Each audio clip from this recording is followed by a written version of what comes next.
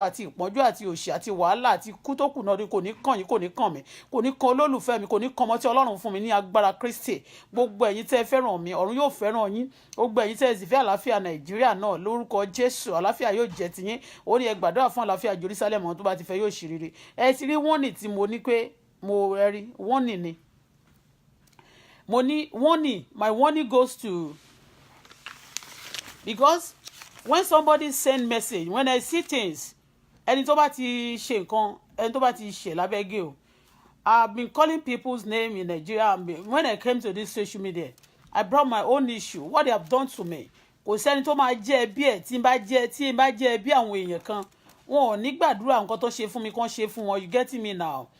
Tí n bá jẹ́ ẹbí àwọn kan, wọn ò ní gbàdúrà pé nǹkan tó ń ṣe fún mi, that evil thing they did to me, nobody will pray it for their family. None of these people will pray that evil for their family. And when they are doing this thing, tá bá dẹ̀ wá ṣe tán tá sọ pé I expose wọn, èmi ni o in group pẹ̀lú anybody to expose anybody, but exposing those people who have done evil to me, I don't think they should count it as offense, okay? Despite they done that evil to me, it's painful, they did many things, and I'm still telling some people, I'm still telling them that, okay, you repent from your sin. None of them even apologize to say sorry. I know ẹlòmíì ò nínú wọn ojú lè máa tì wọ́n o, you understand? But nínú wọn náà nígbà míì wọn ò ní tìjú. Torí tó bá ní tìjú ni, ó ní àwọn kọ̀ọ̀kan tó yẹ pé wọ́n tẹ̀ máa gbé sílẹ̀, wọ́n á gbàgbé, wọn ò ní ṣe mọ́, but wọn ò ní ìtìjú kan bó ti wù kó mọ̀. Ṣó ti yé yín bẹ́yẹn? Reason why you have seen the title of the message, wọ́n ní to bẹ́ẹ̀ ni Pasuma, Ajibola, Wasiu Alabi. Wọ́n ní to MC Oluomo, that's Musiliu Akinsanya, MC Oluomo. Wọ́n ní to kí lorúkọ Ganiu Olayinka Oyedepo, that is Koko Zaria, the three of them for this morning. Wọ́n ní tí mo fún wọn because mo rí handwriting wọn, you understand? Tí n bá rí àwọn kankan, ṣó ti yé yín? Ìgbà tí mo ní mo rí ọwọ́ àwọn handwriting àwọn kan ní ti àwọn ọmọ aláàjì lè máa bá wọn sọ, but tó máa ń sọ̀rọ̀ sí bàbá wọn bẹ́ẹ̀, and àwọn tí mo dárúkọ yẹn kò ìmí lè mọ̀ gbogbo nǹkan ló mọ̀ mí, àwọn kan mọ̀ mí, but this morning there is nothing concerning aláàjì, and ayé mi dẹ̀ ni kò sí, it's not anybody's life. Àwọn mẹ́ta yẹn mo fẹ́ ní kán bá mi, ẹ tún bá mi bẹ̀ wọ́n, ẹ̀yin tẹ́ bá mọ̀ wọ́n, torí ẹnìkan sọ fún mi sí pé ẹnìkan or is my friend, actually the person may not be, wọn ò purọ́, ó lè jẹ́ ọ̀rẹ́ wọn ní tòótọ́, you getting me now? Ó lè jẹ́ ọ̀rẹ́ wọn ní tòótọ́, you getting me? So, but I want these people to leave me alone. Please hold on.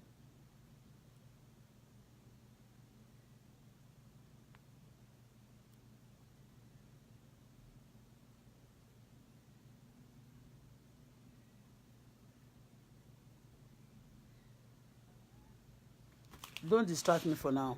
I have something to do.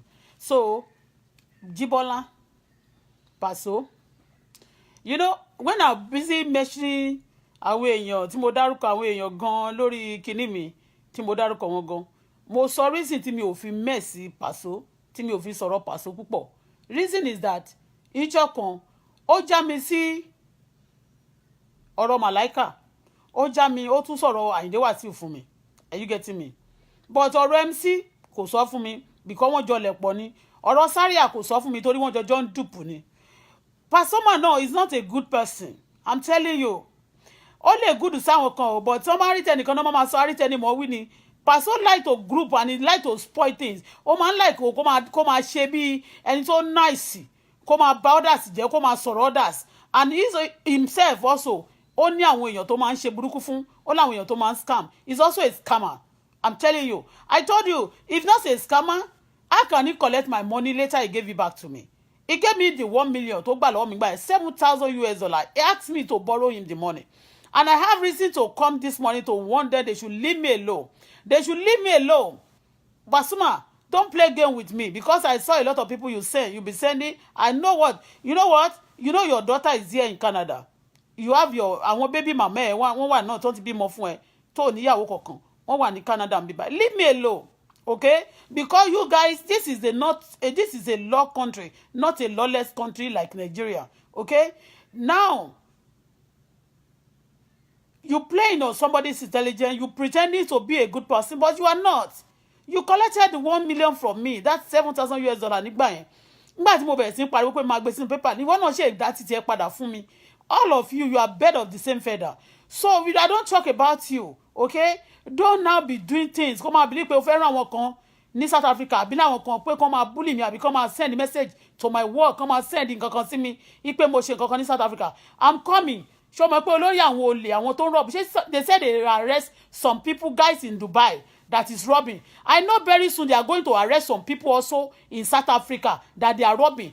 Pasuma, do you know you have a lot of, you Pasuma, MC, àti Zaria, you know you have a lot of boys in South Africa that they are doing that evil. Irú ọ̀rẹ́ Arabo, tó ń pè ní Arabo, boys tó ń pè ní Arabo yẹn. Arabo, I mean ọ̀rẹ́ Ẹgbẹ̀gbẹ́. Arabo is ọ̀rẹ́ Ẹgbẹ̀gbẹ́. Arabo is a duper.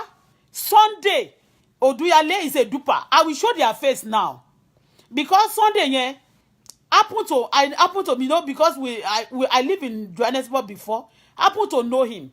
Ó máa ń pariwo daddy mi o, mommy mi ló máa ń pè mí. For you to know that tí wọ́n bá fẹ́ mi ò tó bí lọ́mọ o, but he's a crook boy. So one day nígbà tí Pasuma wá South Africa, then ó sọ fún mi níjọ́ yìí ó ló jẹ́ kí n lọ sí agbo Paso yẹn, mo ní mi ò lọ, I'm not going. Ó ní àmọ́ mi ò ń fẹ́ meet Paso. Ó lóun fẹ́ meet Paso, òun ò tí ì rí wọn rí, mo ní I'm not going. Mo ní bò cause ó ní mọ́mì mi ẹjọ́ ṣàgbé mi lọ kẹ́ gbé mi kí n meet Paso. Ibi hotel tán wá dé sí ọjọ́ yẹn Kẹ́mi Ọmọlé wá. Every one of them. Mo dẹ̀ gbé boy sínú mọ́tò mi. I drove him down there to see Paso yẹn, but ó ṣe mọ̀ àwọn èèyàn míì tí ò rí kiri things yẹn ó jọ wọ́n lójú, but kò jọ èmi lójú, ẹ ṣe understand bẹ́ẹ̀ yẹn. So and that day gbogbo àwọn ọmọ onítìátà tó tẹ̀lé wọn wá náà kò tẹ̀ mẹ́wọ̀n tí àwọn onítìátà ò tiẹ̀ pọ̀ wọn ò pọ̀. This guy ọdún yẹn ò ṣe kankan fún mi o. That guy kò ṣe anything fún mi. He was there. I just took him. Ó lóun fẹ́ mọ̀ mo dẹ̀ gbé lọ, and since that time ó dẹ̀ bẹ̀rẹ̀ sí close mọ́ wọn, kò sí tó kàn mí. But after ìgbà yẹn mo dẹ̀ rí pé they raise a lot of things against me o, because you Paso also you are not out of this game. If you don't tell your people now, I will be exposing all those robbers in South Africa that you are using. Ìwọ àti Zaria àti MC, okay? MC o. I know MC have not been, maybe I've been there, but Zaria, ìwọ Paso, and I know 3 of you, Bẹ́ṣẹ̀lẹ̀ pọ̀rẹ́, 3 of you. Then you are not a good person. If Paso is a killer, if MC is a killer and is your best friend, you also you a killer. Don't pretend to anybody. Láàrin àwọn olórin, ó máa dà wọ́n rúkọ kàn mí omi ò ṣe olórin. But I don't want you to. Mi ìfẹ́ kó o ṣe bí pé bóyá o gbọ́n jù. Wọn ò dárúkọ ẹ. Tó bá ta sí mi àbí tó bá sọ fún àwọn wèrè tó kó síta. Tó bá call gbogbo àwọn accuse ẹ, àwọn amúrọ̀bà tẹ́ pín síta. You be sued. Okay? You remember your children are here in Canada. Okay? You have a lot of people also, a lot of criminal people you planted here. Also, don't think you are out of this problem, okay? So, I'm just telling you, call your people now and tell them, tó bá tún write anything, tó bá sọ pé kàn blackmail mi. Wo, èmi ò blackmail yín o. Èmi máa bring your secret to the social media. Okay? I'll bring all your secret to the social media. That is you, Paso. That warning. You were MC. You one of the same àwọn boys CMC Paso bá lò. Ni wọ́n náà máa ń lò. Ni Zaria máa ń lò. Okay? Tell all those people. Tó bá tún wá sórí platform mi. Lábẹ́ kíní mi torí pé mo fi kíní mi sí public. For them to come and be writing rubbish on my wall. In fact, gbogbo bó ṣe fẹ́ pa Bọ́lá Tinubu fúnra rẹ̀ Jagaban tó ń plan fún gbogbo ẹ̀ pátá ló máa wà lórí social media. Okay? You are a sharpshooter, you have been killing. Even Elomito Baniko Pa, you be killing them. And then you believe that when you are killing Nigeria, nobody can arrest any of you. Nobody can do anything. But ma sọ fún yín pé àgbáyé máa bá wa dá sí. I'm telling you. You think you take law into your hand and you move, you fly up and down, go to anywhere you want. You believe people don't know you. You believe the government, ìjọba àgbáyé ò mọ̀ yín, a máa ṣí ìdí yín fún àgbáyé, wọ́n máa rí yín sẹ́. Honestly speaking, yesterday somebody called me and tell those people, you tell them to stop calling me. Tell your boys to stop calling me. Don't play on my intelligence. I don't want your people to call me. Anybody related to Pasuma, anybody related to MC, anybody related to Zaria, tí ó ṣe ìyàwó wọn, none of them should call me. Okay? Because ẹ máa rè pé fẹ́ set me up, abẹ́ rè pé fẹ́ plan fẹ́ mi. Anybody you send to call, gbogbo ẹni tó pè mí lánàá, I was here yesterday. Mo sì forúkọ bo ẹni yẹn láṣìírí o. One man. Ìgbà yẹn náà máa sọ pé kiri kan. My own case, I don't come to social media to do to fight or anything. I am not a blogger, I tell you. But I can be a blogger tomorrow, but I'm still talking about what happened to me. What you guys, devilish people in Nigeria, have done to me. And you are not saying it, you are not remorse. You are still boasting. You are still believing nobody. Nothing can be done. Nothing will happen. Okay? Ẹ rántí pé Ọlọ́run wà. Ọlọ́run dẹ̀ wà. Àwọn èèyàn náà tó tún jù yín lọ wà o. Tí òun wọ̀n sí Nàìjíríà. Mo mọ̀ pé wọn ò ní ṣe nǹkan fún yín ní Nàìjíríà o. Because tẹ́ ti ń pa àwọn èèyàn wọ́n ẹ pa gbé. Kò sí nǹkan tẹ́ ẹ ṣe gbé Nàìjíríà. But ọwọ́ tẹ̀yìn àti fẹjọ́ yín ṣe Elédùmarè. Ọlọ́run náà á dẹ̀ tún mú yín ṣó ti yé yín àwọn èèyàn á dẹ̀ tún fà yín sọ́wọ́ àwọn tó jù yín lọ torí pé kò sí ẹni tó lágbára láyé yìí tí Ọlọ́run ò tí ì dá ọ̀gá ẹ̀ Ọlọ́run kún fúnra rẹ̀ tó wà ní ọ̀gá gbogbo ẹ̀dá. Are you getting me now? So MC pé àwọn wèrè ẹ kó mú wọn so okay pé àwọn wèrè ẹ kó mú wọn so tó o bá jẹ́ kí àṣírí Èkó wà lórí social media tó o ti máa sọ pé o fẹ́ pa gbogbo àwọn ará Èkó tó simply because o fẹ́ jẹ́ oyè kan ní Èkó jọ́sọ olórí àwọn tọ́ọ̀gì olórí ayé assassin ní Èkó. That's your headache, no? That's the Nigeria problem nìyẹn kò ń ṣe problem mi, okay? Because we've been saying it that ẹ jẹ́ kí nǹkan da ẹ jẹ́ kí nǹkan da àwọn èèyàn ò dẹ̀ fẹ́ kí nǹkan da so leave me alone pé àwọn wèrè ẹ àtọkùnrin o àtobìnrin o àtàwọn tó bá ní kó máa send many people ló ti ní nọ́mbà mi lọ́wọ́ o because I mention my number I call my number on social media. So and since yesterday that I did a show yesterday that okay ẹ wá gbọ́ o I'm going to marry Wasiu Ayinde. What is your business? What is your life with me? Kí ló ṣe yín kí ló kàn yín pẹ̀lú ayé mi? I'm not your candidate and I cannot be your group. I've come. Mo tọ́lọ́run ti fi yín wọ̀n mí nìyẹn. Ọlọ́run ló dìídì fi yín wọ̀n mí.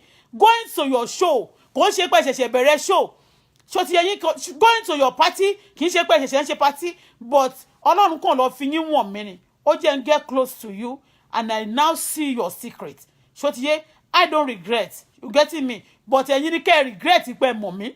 Ẹ ti get me because tẹ́ ẹ bá kọ́ bọ̀ àwọn wèrè yín àwọn ọmọ amúrọ̀bà tẹ́ ẹ kó jọ káàkiri tẹ́ ẹ pín all over the world tẹ́ ẹ bá kọ́ bọ̀ wọn oh my God your secret will be everywhere okay MC Sari àmì kókó Pasuma ṣé tí wọ́n mọ nǹkan tó ṣẹlẹ̀ Zaria ṣé o mọ̀ pé wọ́n máa ní wọ́n takú láyà everybody knows you as a killer you kill everybody you scam everybody ẹ máa ṣe many things mẹ́ta àrò mẹ́ta tí ò kí ń dọ̀bẹ̀ nù ṣe ti gbọ́ àrò mẹ́ta tí ò kí ń dọ̀bẹ̀ nù bó tẹ́ bí pé kò sí nǹkan tó lè ṣe fún yín wọ́n máa ṣe nǹkan Ọlọ́run máa ṣe bẹ́ẹ̀ fún yín Ọlọ́run máa mú yín your life will not remain the same again àdàbí tó yẹ pé mo parọ́ mọ́ yín ni ṣó ti yé yín ẹ má máa ṣe burúkú ẹ má máa jàyàn àwọn èèyàn lólè ẹ má tó máa wá ẹ̀mí àwọn èèyàn bẹ́ẹ̀ yẹn and then you still be bossing ẹ tó máa ṣakọ ẹ pé àwọn wèrè yín yesterday show tí mo ṣe nobody I'm entitled to my opinion okay if I said I want to go for nínú gbogbo yín tẹ́ bá ti rẹ́ nìkan tó bá ń ṣiṣẹ́ ìbá tẹ̀ wálé ọkọ bẹ́ẹ̀ ṣe máa dalé ẹ̀rú ni MC àti Paso you are working together ẹnìkan dẹ̀ pè mí lánàá I don't care o because mo mọ̀ pé wọ́n plan kankan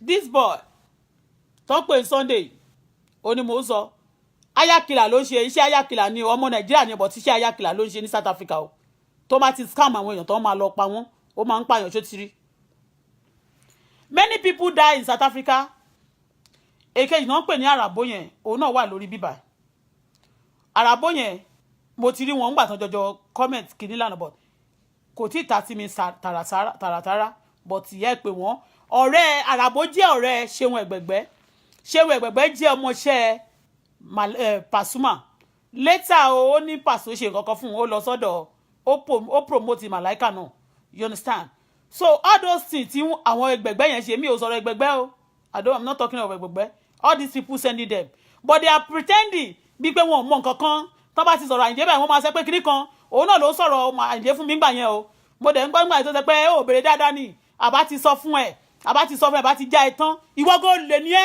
Pasuma you a thief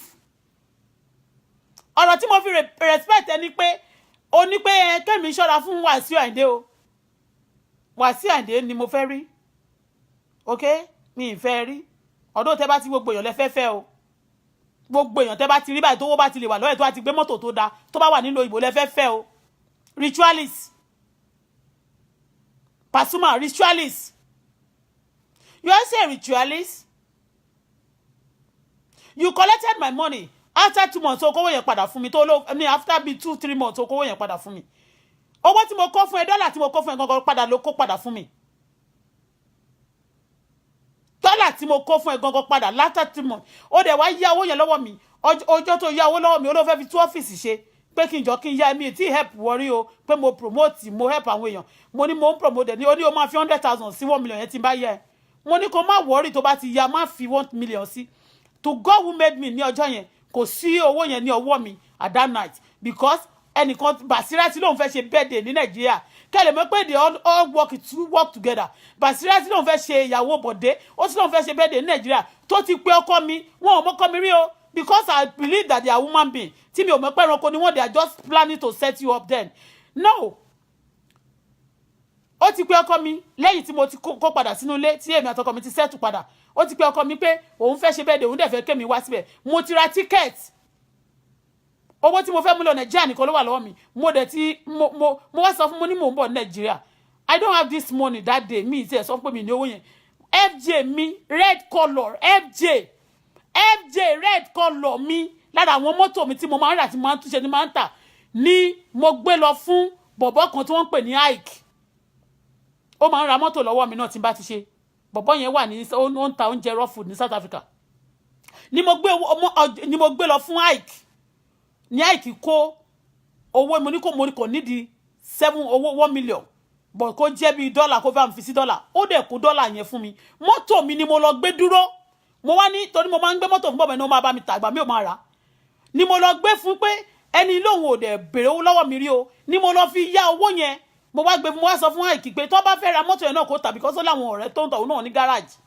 èmi náà dẹ̀ máa ibi tí bá ṣe mọ́tò mi tó máa ń tọ́jú ẹ̀ máa ń kó sáwọn gáràjì ẹ̀ ti understand mo máa ń kó sí ọ̀dọ̀ àwọn ibi tí mo ti rà náà ní city deep mo máa ń ṣe ti understand bẹ́ẹ̀ yẹn so mo wá gbé owó yẹn ni mo gbé fún ni mo gbà lọ́wọ́ bọ̀bọ́ yẹn kò sówó yẹn kẹ́ lè mọ bí àti mi ṣe rí fún àwọn lórí burúkú yìí o ṣe pé you will do good to them what they be looking for is your downfall for your life not to stable again because of their ritual because they have done many things to people because of the ritual they've done ṣé mi mo bẹ̀yìn lọ́wọ́ ẹgbẹ́ òkùnkùn tẹ́ lọ́wọ́ ni tẹ́ bá máa dààmú ayé àwọn èèyàn I now gave the money bí mo ṣe dé mo bá pè bí mo ṣe dé bus stop airport báyìí mo bá pè mo ní I'm in the airport right now send somebody to come and collect the money ó ní ṣe bí ọ̀nà ibi tí mo ń lọ náà ọ̀nà ilé tí mo lọ hòtẹ́ẹ̀ tí àwọn màmá tí mo sọ pé wọ́n change yẹn hòtẹ́ẹ̀ yẹn ni mo ti book lórí net so wọ́n ní Ìkẹjà náà ni pé tó bá dẹ̀ di lọ́la pé Ìkẹjà ni máa sùn sí pé tó bá dẹ̀ ti di lọ́la I will go home that's ibi tí mo ń gbé ńgbà yẹn wọ̀ sí ilé Koko Zaria ni mo sì ń gbé that will be flat tí mo ní mo rent yẹn ṣó ti yẹ yín bẹ́yẹn so ó dẹ̀ ní à pé kúkú máa pẹ́ kò sẹ́ni tó ń fẹ́ bẹ́ẹ̀ sí bóyá kò fẹ́ kí anybody kó ní weakness because they are very very smart what they will be planning for you you don't even know it so ó wá ní pé nǹkan tó ṣẹlẹ̀ ní pé kémi ìgbà tó jẹ́ pé káàbù mo ní wọn wá gbé mi ò pé káàbù pé ṣọlá yẹn ló yẹ kí n pè that's ọmọ mi yẹn pé lówó yẹ kó wá gbé mi bọ̀ at times you know I have said it that ara máa ń fún mi àní gbogbo nǹkan tó ti ṣe ọkọ mi sọ pé ká forgive me but I don't trust especially when I'm coming to Nigeria I will not call them that I'm coming because I don't want anybody to set me kàn lọ gbé mi lọ you understand as I call I better call Taizi tí ò mọ̀ mi rí and that very day I will not go home mo lè lo some days no tell ṣó ti yé yín kí n ti wà kó tó di pé mo lọ sí ilé so ó wá ní mo wá ní Ìkẹjà wá ní òkè ọmọ lè ló ń gbé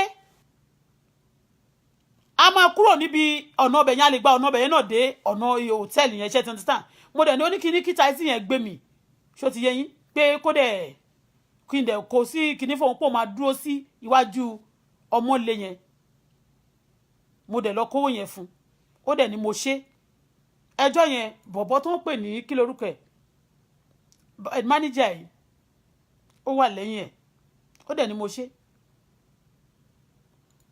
ó ní kí n má wọrí pé 2 weeks òun máa ti lò ó lóun máa tún fi 100,000 sí mo ní jọ o reason tí mo máa fi pè lórúkọ torí òun náà kò respect èèyàn ó máa ń pè mí Bọ́lá mi náà dẹ̀ máa ń pè ń Jíbọ́lá because they don't respect me bí màláìka yẹn ṣe wà yẹn mo jùlọ lọ́jọ́ orí but kò ń pè mí lórúkọ èmi náà kì í pè lórúkọ okay ọ̀dọ̀ gbogbo ní criminal but mi ìsọ̀rọ̀ tiẹ̀ lẹ́nìí okay because Pasuma try to be smart and you want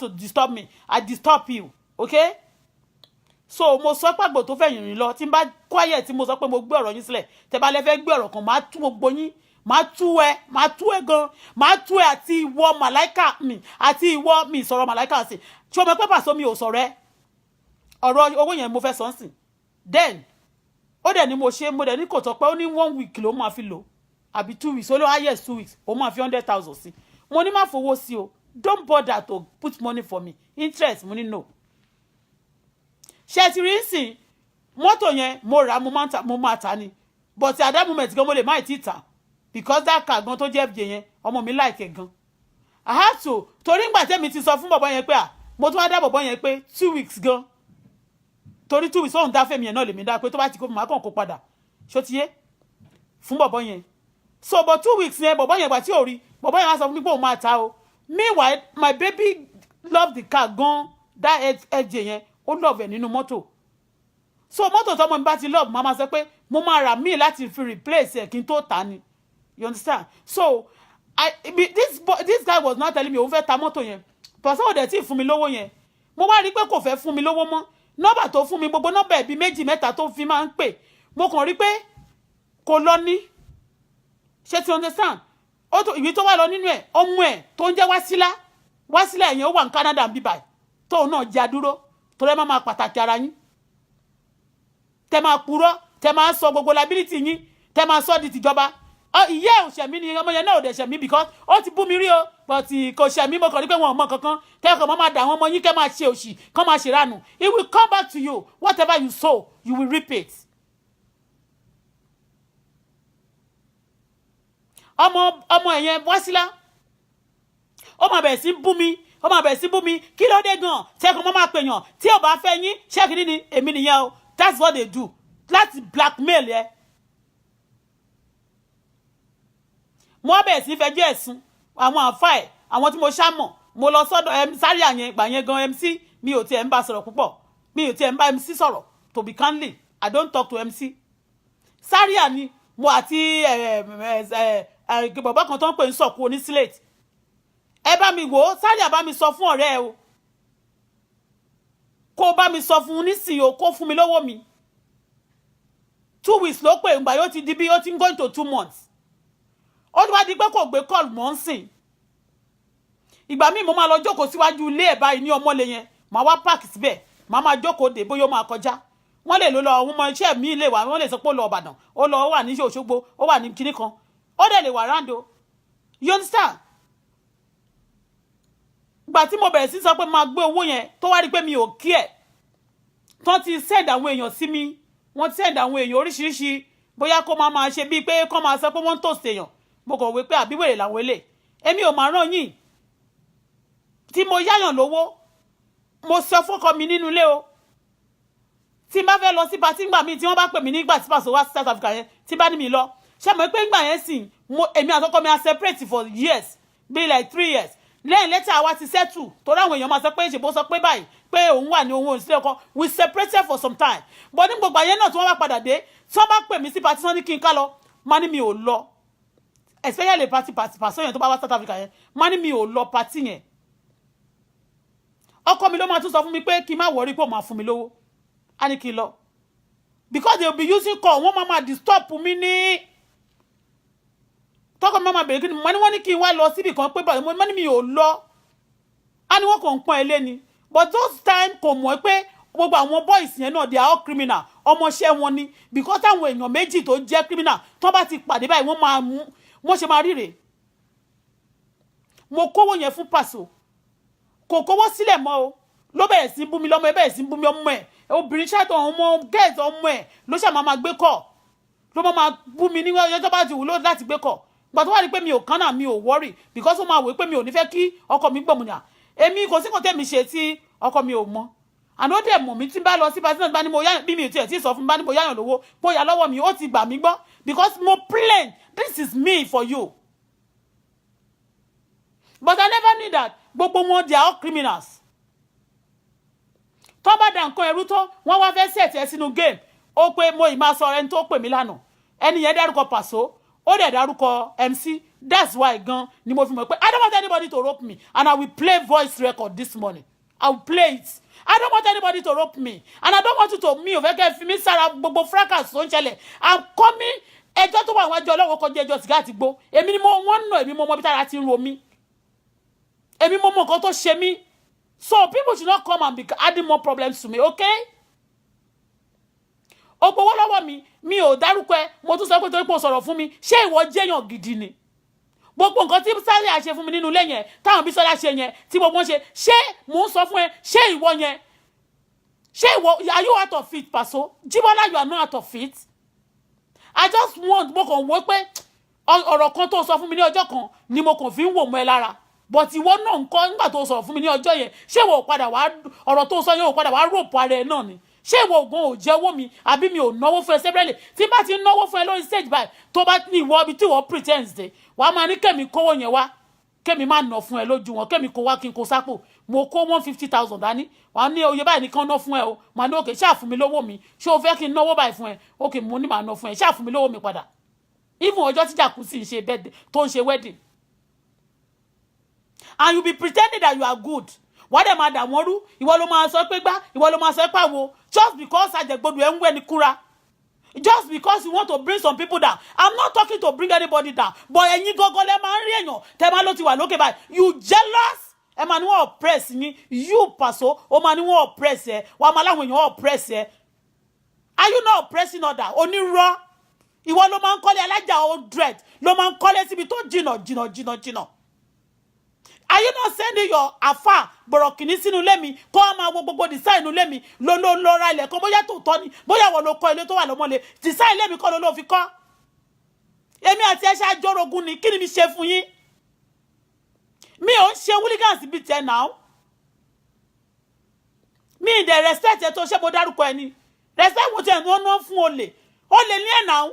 Ìwọ ọmọ ṣúbì arm robber ní any beginning of your life. Ṣé mi wo ọjọ́ tó kọ́kọ́ ní kí wá lọ ságbo Paso mo ní ọmọ ṣúbì ni men mo ti sọ mo ní ọmọ ṣúbì ọmọ Èkó ni mi Lagos Island mo gbé dàgbà àwọn tó bá jalè àmọ́ wọn ọmọ ṣúbì ni ẹ̀ náà èsì máa fi lọ sẹ́kọ̀ọ́ ọwọ́ tó bá wù ẹ̀ kó gbé wọn bí yàrá yẹ ẹ̀kú Ọlọ́run Elédùmarè gbọ́ ṣé Wàsíù Àyìndé jalè tó ẹni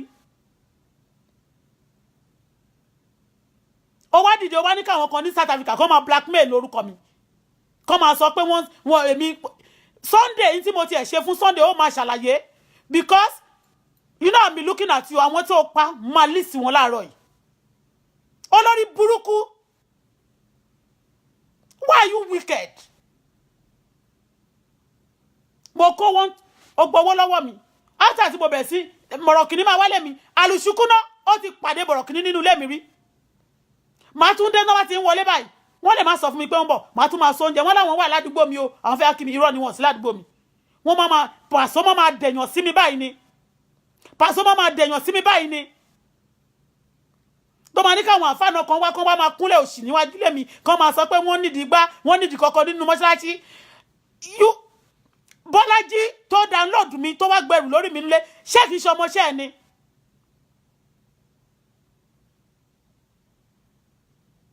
wọ́n máa lọ wọ́n máa ṣe kúbẹ́ káàkiri wọ́n máa ṣe bí pé bóyá you are good you are nice you are not nice you are bad you are go bad ju Màláíkà bad you but you want to baddest you are baddest because Màláíkà tiẹ̀ níyàwó sílé ta ni ìyàwó tí wọ́n fẹ́ ṣe bí wọ́n tún ń lo obìnrin ó máa fẹ́ wọn bá ti bímọ fẹ́ tán ó máa fi wọ́n ṣe ritual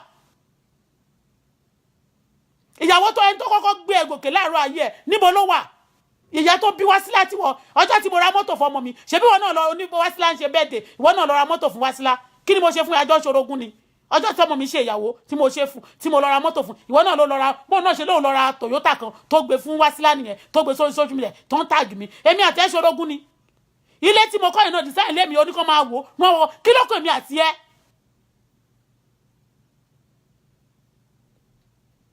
Àwọn tó mà ní wá lọ party tó mà ní ṣe promotion àwọn tó máa rìn báyìí tó máa ní ṣe pàtí ó máa fìyà jẹ mí láyé mi o mi ì máa mọ̀ pé gbogbo ogun tó fẹ́ ṣì tì mí rè bọ̀tẹ́ mọ̀ nǹkan tó ṣẹlẹ̀ ṣé rí adánilóró yín ẹ̀ ń fagbára kọ́yàn ni bẹ́ẹ̀ ni ìgbẹ̀yìn lójú ẹ máa jèrè gbogbo tẹ́ ṣe láyé bẹ́ẹ̀ ni mo sọ fún yín ọmọ yín á jẹ́ you know how to destroy people's life you know how to kill you know how to pretend you can't go scot-free ojú Ọlọ́run ń wò yín ó gbowó lọ́wọ́ mi ó bẹ̀ mí ní Auto o tí ì fẹ́ mi lówó rí o dẹ̀ help mi rí o jọ mo ní ìdówó ni o mo gba ọ́fíìsì sí Ìkẹjà o mo fẹ́ túnṣe ni o jọ help mi o mo gbé mọ́tò mi àwọn mọ́tò yẹn mo fi pa ìtàn lẹ́nìí but gbogbo tẹ́yìn náà gbogbo ẹ̀yin tẹ́ ṣìkà fún mi ibi tẹ́ ẹ̀gún mọ́tò dé láyé ẹ máa fẹsẹ̀ rìn kọjá bẹ̀ àwọn ọmọ yín máa wà kísà kẹ́yìn aṣọ ojú á pọ̀n wọn ọmọ yín ìyà á já wọn ọmọ yín ìyà á jẹ yín wọlẹ̀ ọ̀run àgbàṣọ lára yín wò ó ẹni tó ta pure water lẹ́kọ̀ọ́ tó pọ̀ ó máa rí ìṣìjú yín lọ tó bá ti yá lágbára Ọlọ́run gbogbo ń tẹ́ kójọ lọ́jọ́ ayé yín báyìí ó máa bàjẹ́ lọ́jọ́ ayé yín báyìí ó máa fi yín lẹ̀ orí ayé yín á fi yín lẹ̀ sáyé lọ gbogbo ẹ̀yin tẹ́ dáwọ́jọ tì mí tẹ́lẹ̀ tún ní ronúkúwàdà ẹ̀ ní gbọ́ ẹ̀ nígbà ọ̀run ò ní fi yín lọ́rùn sílẹ̀ Ọlọ́run á fa ìjọba yín yà mò ń kọjú mọ́ Wasiu Ayinde mo mọ orísìí tí mo fi ń kọjú mọ́ because when you say you even tó tiẹ̀ jẹ́ ọjọ́ kan mo tiẹ̀ jẹ́ oṣù kan mo tiẹ̀ jẹ́ ọjọ́ kan ló tiẹ̀ fẹ́ mi rí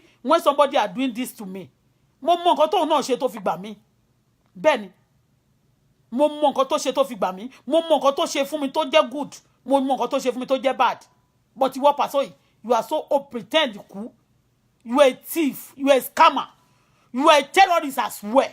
You have a lot of people in London. You have a lot of your children are here. They are in London. They are in America. They are everywhere. You bó ṣe máa tó bá ti ń fẹ́ obìnrin kan tó bá ti wà lọ́wọ́ bó ṣe máa bó ṣe rí mi tí mo gbé kíní jọ yìí náà. A ló bí mọ́mọ́ kí ló tó ní bí mọ́mọ́ ni kíní kan. Ṣebí gẹ́ẹ̀ tó wà ní Kòròdú tó ń kọrin yìí kí lorúkọ gẹ́ẹ̀ tó fẹ́ yìí tó máa ń gbé sí orí mọ́tò ẹ̀ sílẹ̀ yìí tó ń lo kúpé kan báyìí tó máa lọ ń gbé mọ́tò ní kí lorúkọ gẹ́ẹ̀ ṣebí wọ́n rí mo máa pè wọ́n mo máa ní kí wọ́n jọ kán wá yẹ ẹ sí o.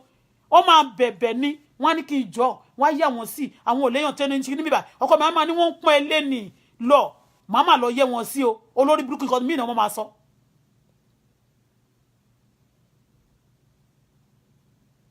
ìyàwó tó bímọ fún ẹ yẹn mo rí ní patí ní ọjọ́ yẹn tí Ṣẹ̀fí Àlàó ń play ní ọ̀nà kìíní tó ń invite mi pé ẹnìkan ṣe birthday mo rí ìyàwó yẹn first time tí máa rí ẹnìkan ń bu báyìí wọ́n jọjọ́ ń jà ní patí tó ń fẹ́ nọra wọn báyìí mo pé ìyàwó Pàṣọ lélẹ̀ tó bímọ fún first born ẹ meanwhile mi ò fi yẹ̀yẹ́ lédì yẹn o meanwhile ó ti help yín rí ritualist àwọn tó bá ti ṣoore fún yín lẹ máa tẹ̀ mọ́lẹ̀ ṣé mi kí ló wá kan tèmi àti yín ṣé mi tọmọ yín ni kí ló kàn mí àti ẹ ṣé tẹ́ pé mo sọ pé mo fẹ́ sọ̀rọ̀ Pàṣọ mi fẹ́ sọ̀rọ̀ Pàṣọ.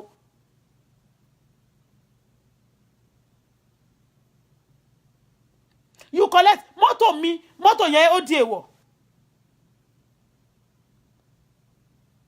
Bí mo ṣe lọ gbé mọ́tò yẹn mo gba mọ́tò yẹn lọ́wọ́ bọ̀bọ́ yẹn torí bọ̀bọ́ yẹn gbà tó ti di oṣù kan tí bọ̀bọ́ yẹn tí mi ò ti kówó yẹn fún bọ̀bọ́ yẹn ó wá lò máa ta mo ta ọ́dà mọ́tò mi tó worth tí mo lọ fi gba mọ́tò yẹn lọ́dọ̀ bọ̀bọ́ yẹn and I pay interest Pàṣọ òde fún mi ní sẹ́yìn kan mọ́ tí mo fẹ́ sọ ṣe nígbà tó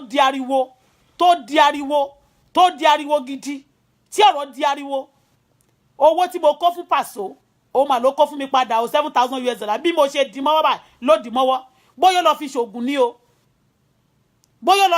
ní o àti ọjọ́ yẹn náà báyìí oríṣiríṣi nǹkan ló ṣẹlẹ̀ sí mi ti date I'm telling you owó tó kó fún mi kí ló gba owó yẹn fún kí ló fi ṣe kí ló fi owó yẹn kí ló fi ṣe owó tó gbà lọ́wọ́ mi kí ló fi ṣe tó jẹ́ pé màtàríwó pọ̀ nígboro owó yẹn gangan òun ni Pàṣọ kó padà fún mi owó tó gbà lọ́wọ́ mi nígbà yẹn olówó padà kó fún mi bí going to 3 months láfta tí Jàkúsì ṣe ìyàwó tán ó tún sọ fún mi condition ni o pé ibẹ̀ ni mo ti kọ́kọ́ rí àwọn ìbejì arómokùn àbí kíná ló ń jẹ́ ìbejì kan báyìí tán ló wá látòdò state tán ń ṣe tíátà yẹn tán lọ sọ́dọ̀ ìyá ìwé nígbà yẹn ọ̀dọ̀ ọ́fíìsì ẹ̀ mo ti kọ́kọ́ rí àwọn ọmọ yẹn ó ní wọ́n ń dúró dè wọ́n níta pé wọ́n fẹ́ ṣe lọ́ǹchì kan wọ́n fẹ́ pè wọ́n fẹ́ ṣe kìíní kan wọ́n wà níbi ní ọ́fíìsì ẹ̀ yẹn ibẹ̀ ló ti ó wá ní ó ń jọ ó pè mí ó ní kí mo rò pé ó kàn déédéé pè mí mo rò pé ó fẹ́ fún mi lóun bá dẹ̀ gbéra ń bá lọ tí mo dẹ̀ máa débẹ̀ máa mo páàkì mi àtọmọ ọ̀dọ̀ mi tó wà lọ́dọ̀ mi mo dẹ̀ ṣe páàkì mo bá jókòó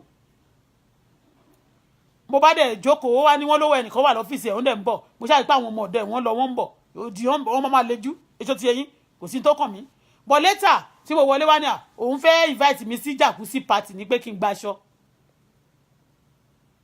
pé kí n jọ torí Ọlọ́run kí n náwó fóun kí n pọ́n lé pé tó bá ti di ẹ̀yìn party yẹn pé òun máa fún mi ní 1 million yẹn so mo dẹ̀ tún ní mo gbọ́ ó ní kí n náwó fún dáadáa mo wá ní ok kí n náwó fún dáadáa mo wá wò pé bóyá owó yẹn ló fẹ́ kàn fẹ́ wáwó jọ tó fẹ́ fi san fún mi bóyá owó tí ì sí lọ́wọ́ ẹ̀ kẹ́ lè mọ̀ mo tún náwó fún dáadáa mo wá fẹ́ ná owó yẹn fún Màláíkà wà lórí stage báyìí Màláíkà náà wá síbi party yẹn Màláíkà wà lórí stage báyìí òun náà ń kọrin àwọn méjèèjì jọ dúró sórí stage àti ṣé nice àti bọ̀bọ̀ kan báyìí náà aláriwo tó máa ń ṣe kinní all of them are there mi ìlú kò kàn wọ́n o kò kan aláriwo o tó mo ṣe fẹ́ náwó fún wà lórí stage ó ní kó náwó fún kó ba lè rówó mi kó fún mi bá dẹ̀ bẹ́ẹ̀ náwó fún ó wá ní kí n má náwó yẹn fún ó ní kí n tún kó wá I hold 150,000 ó dẹ̀ gbà lọ́wọ́ mi ó dẹ̀ kú sápò kó ṣá lè fún mi lówó mi ẹ ti understand owó aṣọ yẹn lọ́jọ́ yẹn lọ́hùn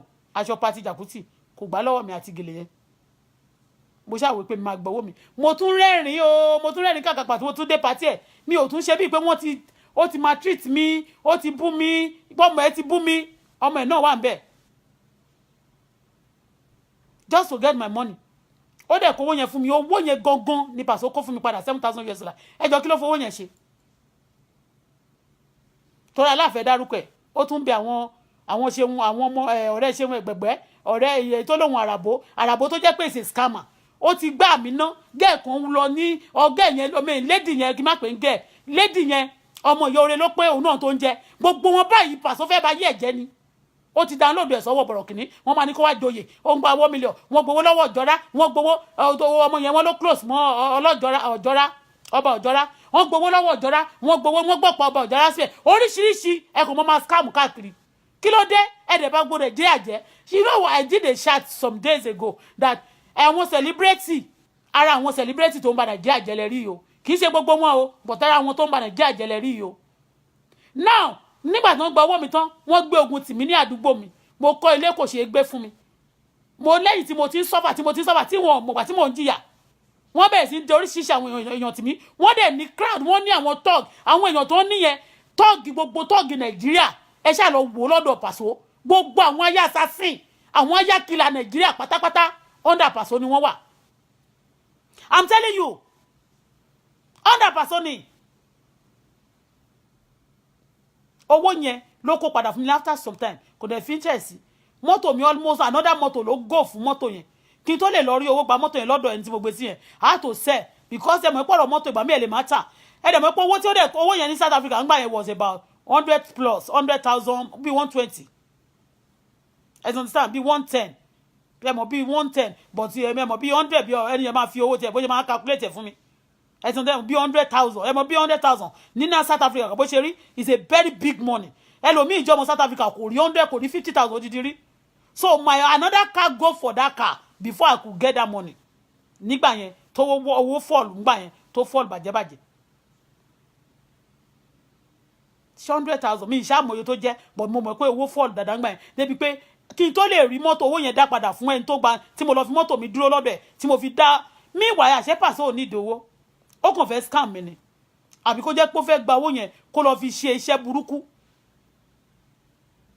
bẹ́ẹ̀ ni mo sọ fún ọmọ oko ọ̀rọ̀ tí mo sọ yìí gbàtà máa ń sọ̀rọ̀ mo ní Paso máa gbowó lọ́wọ́ mi mo ló máa wá fún mi ní owó yẹn ní owó tí mo gbà láfíà tí bí going to 3 months ló ṣe wá kó yẹn padà fún mi owó tó dẹ̀ máa lò for 1 week 2 weeks mo ní owó tí mo dẹ̀ kó fún gangan dọ́là yẹn gangan ló wá kó padà fún mi because you know tó bá ṣe owó ní abroad yẹn ti understand tó bá ti jẹ́ dọ́là tó bá ṣe ní bank wàá kọ gbogbo nọ́mbà owó yẹn ni máa kọ sílẹ̀ you understand I have the number of those kẹ́lẹ̀ mọ́ pé owó tó kó fún mi tí mo kó fún gangan ló kó padà fún mi after some time ó kàn ná ó yọ bí $300 bóyá kó má dẹ̀ sọ pé kò yọ $300 náà ni ó wá kó owó tuntun lára owó tèmi kó fún yẹn owó tó ní kí n ná fóun kí n náwó fún dáadáa ìyẹn ló wá kó fún mi owó tó wá fi yẹn lé fún mi ẹ ti understand tell me are you telling me these people are not ritualists are you telling me this one they don't this person kò wà mean gbogbo nǹkan tó ń ṣe fún mi ní street tí mo nílé sáré àyẹn kò ṣẹ̀yìn Paso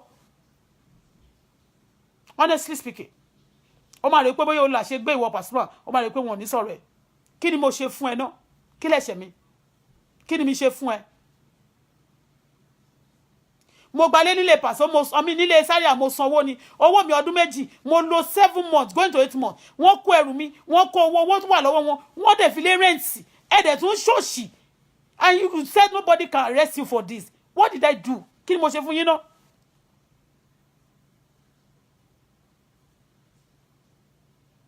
Sọ fún mi. Kí ni mi ṣe fún ẹ? Jíbọ́lá. Olórí burúkú ọmọ olè.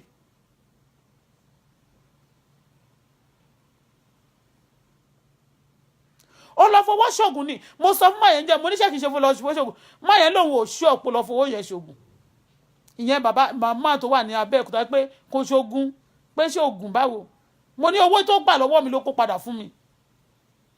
Ẹni ẹ kò ń try láti cover wọn. Kò ń ṣe pé kò ń ṣe pé kò ṣògùn pé wọn kò fẹ́ obtain ni. Kí ni mi ṣe fún yín? Jẹ́jẹ́ mi máa jókòó lẹ́ máa faṣọ bẹ̀ mí pé kí wá sí party. Téèyàn bá dẹ̀ wá sí party ẹ̀yin tẹ́ máa ń lọ party ọ̀ràn tẹ́ ń lọ party ìyà. Ṣé gbogbo wàhálà tó ti fẹ́ ṣẹlẹ̀ lórí social media yín sì torí pé wọ́n pe lady yẹn jọ yẹn pé kó mú wọn wá ìyẹn náà lè máa mọ̀ pé they are scammer kí ni wọ́n ní kí wọ́n pè ìyàwó wá fún kó lọ kí MC kó lọ kí Zaria torí pé ìyẹn náà lè máa mọ̀ kó lọ kí Paso wọ́n scammer ni Paso is a scammer.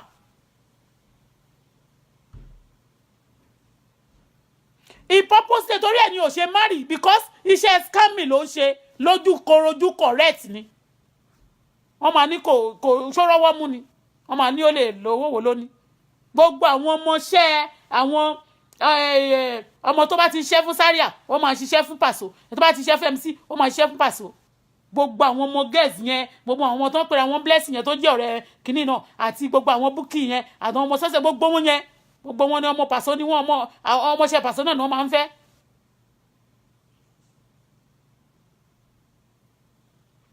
Wọ́n máa pèèyàn báyìí tí bá dé party ńgbà kan Paso máa kọwọ́ sínú owó mi báyìí ni tó bá máa kọwọ́ sínú bag mi a kàn wá ṣe bí ipò wá kí mi a ní kí n jọ a kọwọ́ sínú owó mi a dẹ̀ máa kọwọ́ bíi pé amrọ̀bà gidi ni Paso ó lè gidi ó lè ní tìjú kan bó ti wù kó mọ ṣe bí wọ́n fẹ́ sun ẹ́ ní Mushin nígbà yẹn tó sá lọ kì í ṣe àwọn kan ló gbà ẹ́ sílẹ̀ tí wọ́n sọ pé o ti ń ṣiṣẹ́ o ti ń kọrin ìwọ ọmọ ṣúbì ẹ̀yin lẹ́ máa gapá ẹ̀yin olè ló ń gapá Nàìjíríà mo ti rí pé àwọn amúrọ̀bà àwọn kílà ayásásí àwọn ní celebrity tiwọn ní Nàìjíríà yẹn I tire for Naija o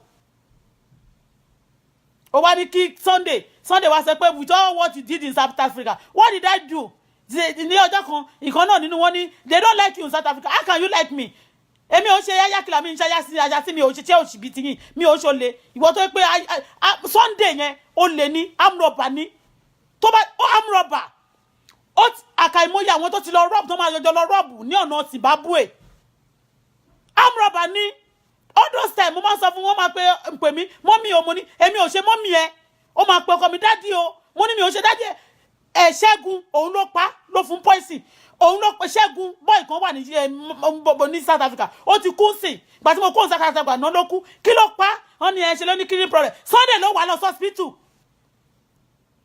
ìyàwó nígbà tí Sunday tí yẹn kú ìyàwó torí pé Sunday ti Ṣẹ́gun gbà yẹn ó ti accuse Sunday ipò máa ń lọ bá Samantha ńlé ó máa ń fẹ́ Samantha ní orúkọ ìyàwó Ṣẹ́gun tó fẹ́ South Africa ìyàwó ẹ̀ kan wà Nàìjíríà èyí tó fẹ́ South Africa tó jẹ́ ọmọ South Africa ìyẹn jẹ́ Samantha ó ti accuse Sunday pé Sunday máa ń lọ bá Samantha ó ń ta sí Samantha ó máa ń fẹ́ Samantha ó sọ fún wa torí pé gbogbo wọn fi wá ṣe God kìíní èmi irú Ṣẹ́gun yẹn sìn òun yẹn mo mọ̀ pé kò ṣe yamayama náà lọ too much but àwọn àbúrò ẹ̀ kan ṣe yamayama tó jẹ́ pé olè ni wọ́n mo ti dárúkọ àbúrò ẹ̀ náà bí tó jẹ́ pé olè kì í ṣe olè tẹnu o tó jẹ́ pé amúrọ̀bà gidi ni wọ́n ṣó ti ẹ̀yin Nàìjíríà ní gbogbo lásù yẹn Fáṣọlá lórúkọ Sunday mu wọn you understand all these people now wọ́n ti nígbà tí wọ́n ti Zaria apààyàn ní Èkó nígbà tí wọ́n pa bọ̀bọ̀ tí wọ́n pa ṣé hamburger kọ́ èyí tó kọ́kọ́ pa ẹ̀sì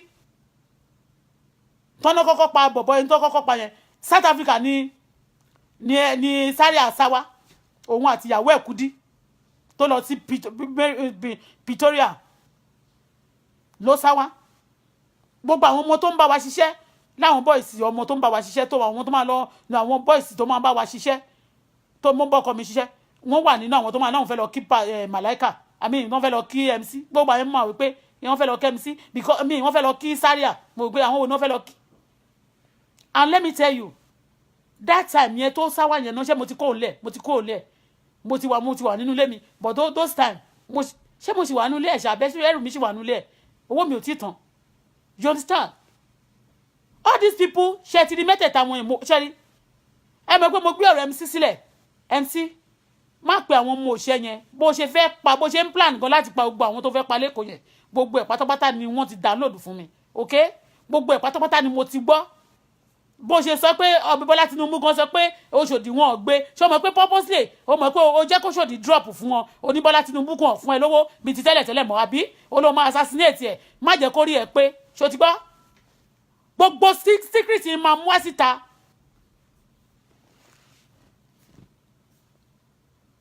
Ọmọ yẹn wá send a message to me what you did in South Africa. What did I do? Ẹ máa ní kó máa blackmail èèyàn. Tẹ́ bá ti gbowó èèyàn tán, tẹ́ gba nǹkan èèyàn tán. Ẹ máa ní kó máa blackmail ẹ̀. Simply yesterday I said that. Mo mọ̀ nǹkan tí mo ṣe o. Tí n bá ní mo fẹ́ nìkan, òun náà ni mo fẹ́ ní kíní, mi ò dẹ̀ lè deny ẹ̀. Èṣù tí mo ti mọ̀ gan ó sàn jangeli torí gbogbo àwọn tó ń wá báyìí tó máa send message to me. I know you are an evil person. You don't have any good for me. Many of you gan wọ́n lò yín pé kẹ́ wá set me up. Èmi kọ́ lè máa set up o. Èmi kọ́. You cannot succeed in my life. Never. Because I'm not evil person mi ò dẹ̀ mo sọ fún yín mi ò ṣalágbèrè. Ṣó ti yé yín? Ìgbà tí mo rí wọn gan face to face mi ò ṣe àgbèrè. Pàṣọ yẹn náà ló máa sọ fún mi gbogbo àwọn obìnrin ló máa ń bá ṣeré ṣé lesbian yẹn ni ó fẹ́ gbé mẹ́nu ńgbà yẹn náà òun náà pẹ̀lú àwọn tó ń sọ tó máa ní èmi ṣoògùn owó ni ogun kí ló ṣe tó fi níyàwó sílé tó lo yan káràdá ogun kí ló ṣe Pasuma tó níwọ̀ ọmọ ìyàwó ànábì ogun kí ló ṣe olóògùn ritualist ogun kí ló ṣe tó níyàwó sílé then wọ́n máa group mo tún ti lẹ́nu mẹ́ta tó ti lẹ́ lẹ́pọ̀ mọ́ mọ́ṣùpá onírọ́ ìjárun iwájú sọmọ́ ti pàkọ́ dalérú ororú kọ̀ǹkẹ̀dẹ̀rẹ́ mo ń lọ ní ọjọ́ kan mo bọ̀ láti ibo ni mo ti ń bọ̀ náà mo bọ̀ láti Àjà ní ò gbé mọ́tò níjọ́ yẹn mọ́tò tó gbé mi láti Àjà tó gbé mi délé káàbù tí mo pè ọ̀rẹ́ ló sọ báyìí tì kò mọ̀ pé mo mọ̀ ẹ́ ọjọ́ tó ní kó lọ gbé àwọn aṣẹ́wó wá lóru aago kan òru ló máa ń bọ̀ ta àwọn aṣẹ́wó tó máa lọ ń gbé pàṣọ tí wọ́n ní rí wọn mọ́lẹ́kọ̀ọ́ you are a ritualist kọ́kọ́ sì lọ ẹlẹ́nu rírùn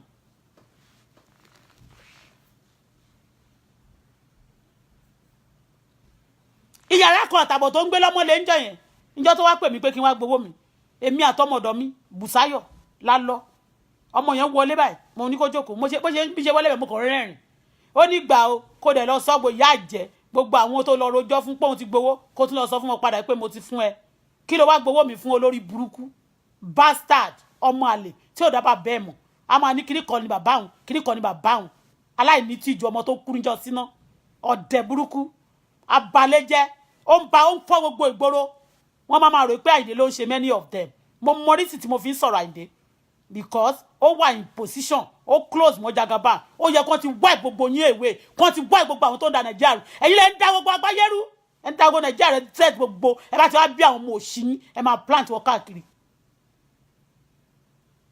ó close mọ́ Jagaban ó yẹ kán ti wá yín èwe òun ló tún máa gbé yín gbà yẹn ló máa tún pọ̀ yín lé I know purposely do that for you.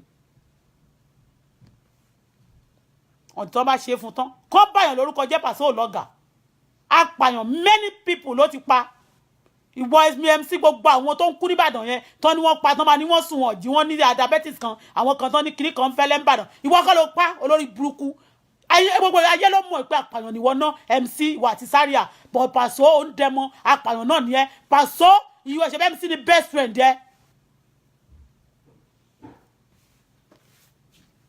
MC kọ́ ni best friend ẹ àti Zaria àwọn apààyàn gbogbo àwọn tó ń pààyàn lẹ́kọ̀ọ́ ẹ lọ wá wọn tẹ́ bá ti dáàbò Paso gbogbo ẹ wojú wọn dáadáa ẹ lọ wojú wọn majority àwọn èèyàn gbogbo wọn ẹ máa rí àwọn apààyàn gbogbo àwọn táyà sá sí Èkó àwọn kidnapper Èkó ẹ máa rí wọn London Paso olórí burúkú ẹ̀dá.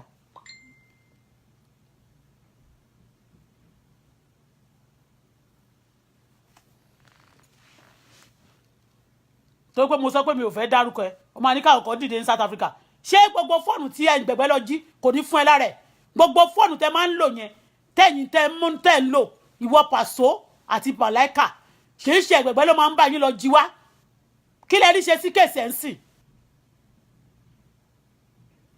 tó bá ti sọ̀rọ̀ dáadáa náà máa fi búyàn ó ní ẹ sọ náà ni ẹ ṣe ni you are a terrorist you have a children here also gbogbo àwọn ọmọ tó sọ pé wọ́n fẹ́ set me up tó ń pè mí ẹ ṣèbí Canada níbí báyìí ni wọ́n wà ọmọ ní kó máa pè mí tó bá tún ní anybody pè mí anybody call me now your phone with your voice is recorded yesterday ìwọ bàbá yẹn mo sorry gan o mi nítorí mi fẹ́ kí anybody so mi pọ̀ mọ́ anything don't join me with anything I'm not interested okay and I'm not looking for husband I'm not looking for boyfriend okay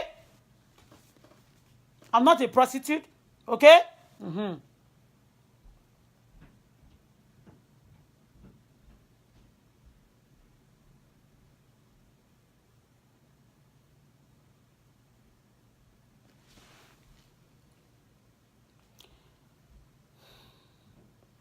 Yesterday ṣé mo pé mo ṣe ṣáàtì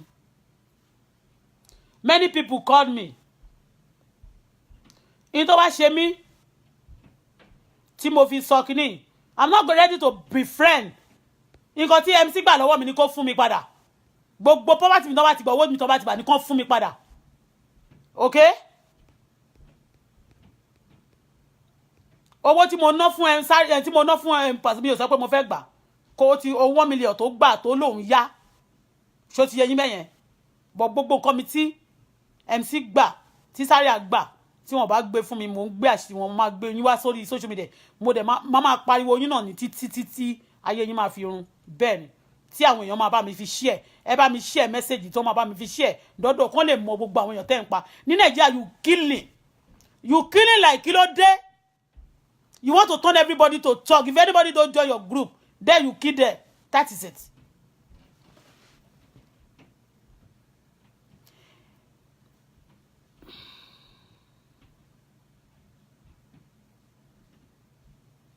Many people have my number.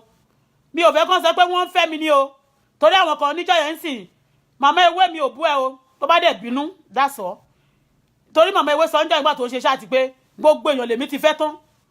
Ṣó ti yé yín bẹ́yẹn I'm not proving myself but mi ò fẹ́ gbogbo èèyàn o I'm not mi ò ń ṣe oníranù mi ò dẹ̀ ṣe oníṣìnà ìwọ tó bá dẹ̀ ń pè mí tó mọ̀ pé òun play lórí intelligent mi tó wà ní London yẹn ẹ̀yin boys London you stop nonsense ìwọ tó bá wà ní Dublin tó bá pè mí tó jẹ́ pé òun mọ̀ pé ṣe ló ń play game stop nonsense don't play game with me I'm not here to play game okay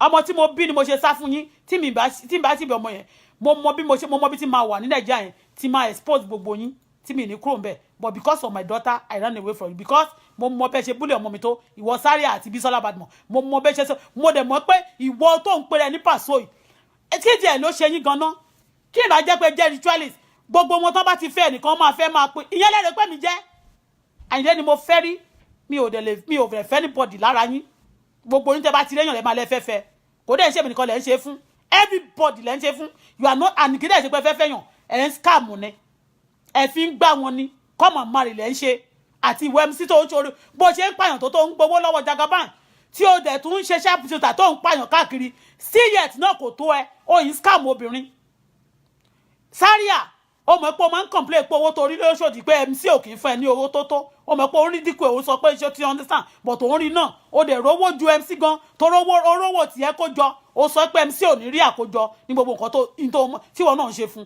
ṣó ti yé that's your own problem that's your own headache. Reason tí mo fẹ́ fi sọ ni pé ìyá ìwé sọ pé mo ń fẹ́ gbogbo èèyàn ní America àmì ní London gbogbo èèyàn ló ní wọ́n fẹ́ lára àgbáyé èmi kọ́ o not me look at me not me o.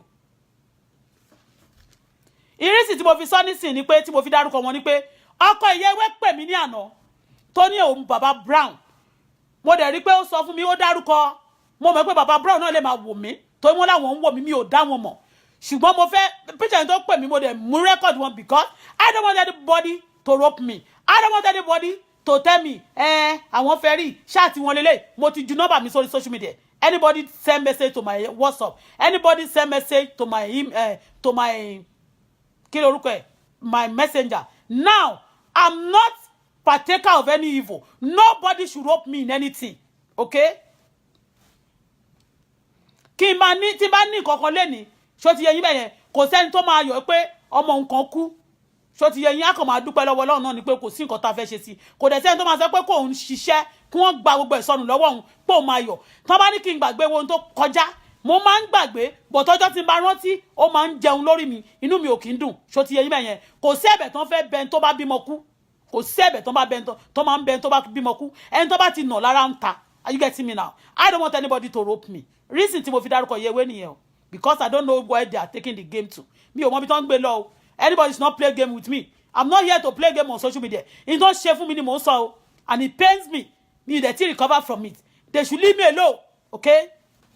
Tí wọ́n bá fẹ́ torí èmi jókòó síbẹ̀ máa expose lọ ó dẹ̀ lè tabara ko ilé kó tabara oko. Don't tell me your secrets don't outside. You tell anybody to come and blackmail to be writing rubbish on my chat tí bá ti kọ. I will bring you down to this social media. I will expose your secrets, okay? Because ore ni mo ṣe ni mo believe pé mo ń ṣe tẹ́lẹ̀tẹ́lẹ̀ ẹ dẹ̀ ti sọ di bí mọ́ mi lọ́wọ́ o ẹ dẹ̀ ti sọ mí di ẹ ti sọ tí nǹkan tẹ́ ṣe fún mi yẹn tẹ́ ṣe fún mi ẹ ṣe fún mi pé ẹlẹ́gbọ́n wọn yẹn kọ́ ni wọ́n fi sọ pé èèyàn gbọ́n àwọn tó bá gbọ́n wọn máa ń tún ìlú ṣe ni àwọn tó bá gbọ́n wọn máa ń tún ayé àwọn èèyàn ṣe ni àwọn ẹ bá gbogbo ìlú jẹ́ tán ẹ wá ń kọ́ àwọn ọmọ yín lọ sí abroad ọkọ Yewé pè mí lánàá mo fẹ́ fi fèsì wọn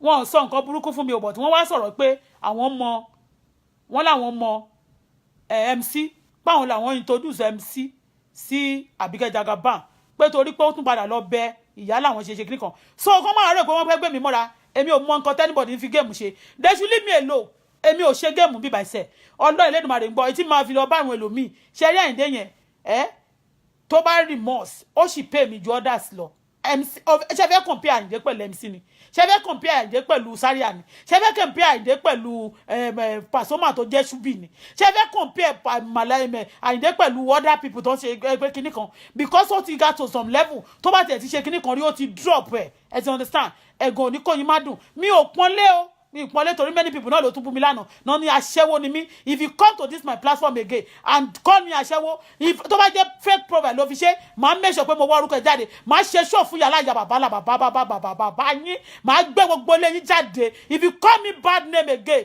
because gbogbo yín lè máa ń support evil ẹ̀yin ìyàwó olè ìyàwó amrọ̀bà àwọn ìyàwó sharpshooter àwọn apanilẹ́kúnjayé olórí ibú iná lè máa jó dànù.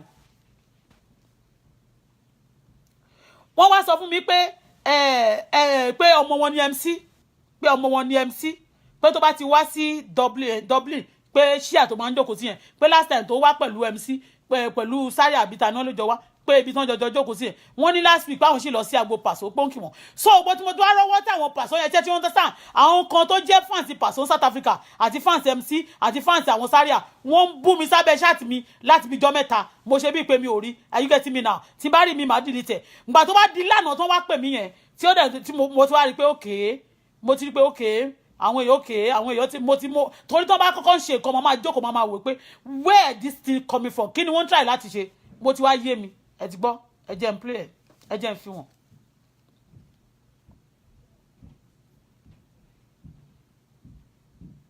èmi ò ń group fight I mean group fight anybody tó bá ti ń group àwọn èèyàn láti fight others is a terrorist because it's a terrorist mo dẹ̀ sọ pé Nigerian practice terrorism you must stop it gbogbo àwọn tá à ń sọ yìí náà torí gbogbo àwọn group Paso yẹn gbogbo pátápátá wọ́n máa ń group àwọn èèyàn náà láti máa fight àwọn èèyàn bẹ́ẹ̀ ni mo sọ fún yín bẹ́ẹ̀ ni.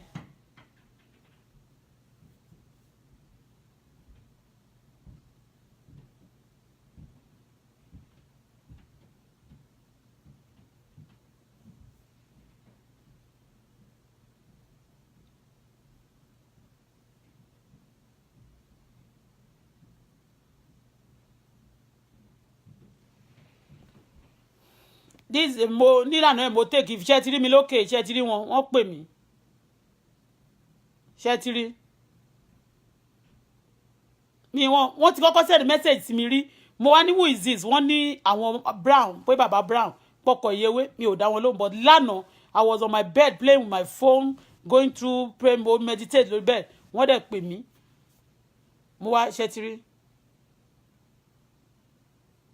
can you see that's me mo ti wà lórí bed mi ṣé o gbà tó wọ́n wá ní ìgbà tó kọ́kọ́ pè mí wọ́n pè mí pẹ̀lú audio mo wá ní wọ́n lọ́kọ ìyàwó mo wá ní how will I know mo ní kí ni kí n ṣe fún yín wọ́n làwọn kàn fẹ́ kí mi ni wọ́n wá ní okay tí n bá fẹ́ mọ̀ to confirm pé kí n jẹ́ kí àwọn gbé káwọn ṣe video chat mi wọ́n tètè rí wọ́n ṣàṣe video chat yẹn so gbà tí wọ́n sọ̀rọ̀ mo wá ní kí ló ṣẹlẹ̀ mo ní ní ọkọ ìyàwó wọn làwọn rí nǹkan kan tèmi sọ lẹ́nu ọjọ́ mẹ́ta pé mo sọ pé mo ti ṣe kíní kan rí bóyá èèyàn mo gbọ́ àbí nǹkan kan wọ́n ṣàṣọ gbogbo ẹ̀ wọ́n ṣàṣọ pé mo ní ẹ ṣe settle pẹ̀lú pé mo ti ẹ̀ ṣe chat kan lẹ́nu ọjọ́ mẹ́ta pé mo ní kẹ́ ẹ settle pẹ̀lú ìyàwó yín wọ́n wá ní bó ṣe ń ṣe yẹn pé kíní kan ṣé mi lè ní kí n má jẹ́ brother kan lè ní pé kémi fẹ́ rọ́gùn no ó lè jẹ́ pé bọ́n ṣe separate yẹn kó jẹ́ kíní yẹn lè affect a lot of obìnrin àwọn system tọkùnrin ní torí ọkùnrin bó ṣe wà yẹn bí ò like obìnrin ó ì máa lọ bọ́bìnrin sùn káàkiri bí ò tiẹ̀ like a máa play game but obìnrin jẹ́ kind of person tó yẹ pé if they don't find their choice ó máa affect wọn if they break home tí òun bá break ìyà affect obìnrin more than ọkùnrin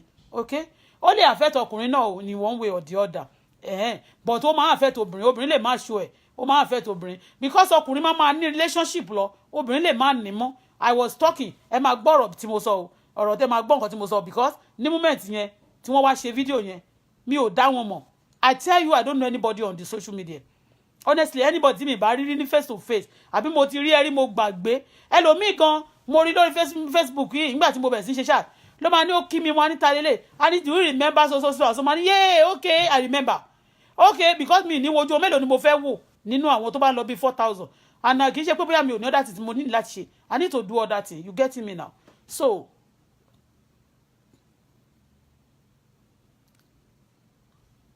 ṣe rí dáadáa ṣe rí picture mi pàtó ṣe ti rí so ẹ jẹ́ wá.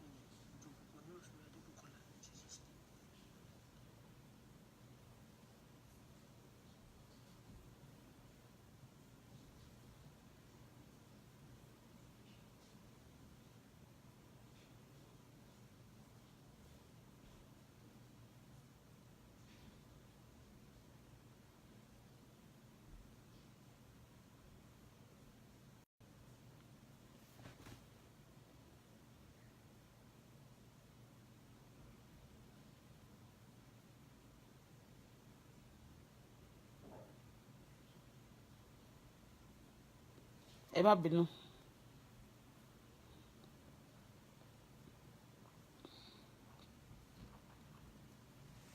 Emorisi, the man will be surprised for me that I bring these things to the social media. Reason is that nígbà tó ń sọ pé wọ́n jẹ́ wọ́n láwọn ní bàbá ayé tẹ́lẹ̀tẹ́lẹ̀ nítorí sọ fún mi nìyẹn o ṣe àmọ́ pé mi ò dẹ̀ ní group yàtọ̀ sáwọn fans tó kàn like mi tó kàn ń gbọ́rọ̀ mi tó ń gbọ́ ìrírí ayé mi.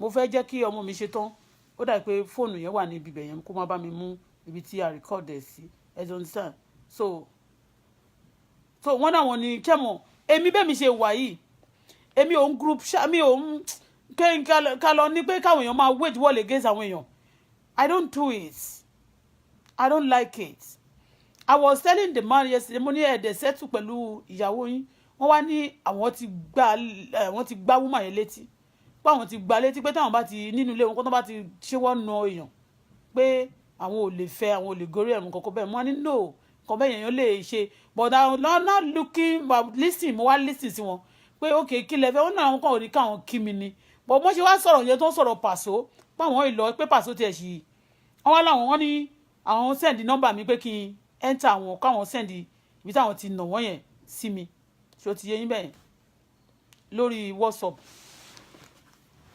wọ́n ní káwọn send ẹ̀ sí mi wọ́n dẹ̀ send ẹ̀ sí mi mo wá ní mi wá enter wọn èmi wá send number mo ní number mi wà lórí social media pé mo dẹ̀ send ẹ̀ wọ́n ní kí n send ẹ̀ káwọn fi ṣe WhatsApp sáwọn dẹ̀ send ẹ̀ and he send it to me you understand so kò ṣe pé bóyá mo ń try láti expose wọn àbí mo ń try láti bá wọn jà mi ò bá wọn jà o but to save my head you understand ó máa ń déwájú ó ń dẹjọ́ ó ń dẹ́yìn ó ń daṣọ ẹnìkan lè sọ pé wọ́n nígbà kan bàbá Brown ti bá wọn sọ̀rọ̀ several times many people ló chat mi o lórí messenger I reply some people I don't reply o you understand I don't know anybody and I don't call anybody o people called me ṣòtìyé so because wọ́n lè sọ pé torí nǹkan tí mo fi dárúkọ ìyá ìwé wọ́n sọ pé wọ́n fẹ́ nìkan lọ́dọ̀ ó lè torí àwọn ẹlòmíì wọ́n mọ̀ ṣe ń ra rọ́mọ̀yàn wọ́n lè láwọn fẹ́ rí o ṣòtìyé yín kàn máa mú ṣáàtì jáde I see many things in my life ẹ mọ̀ pé mo sọ fún yín jọ kan pé MC yẹn wọ́n lọ gbé picture papọ̀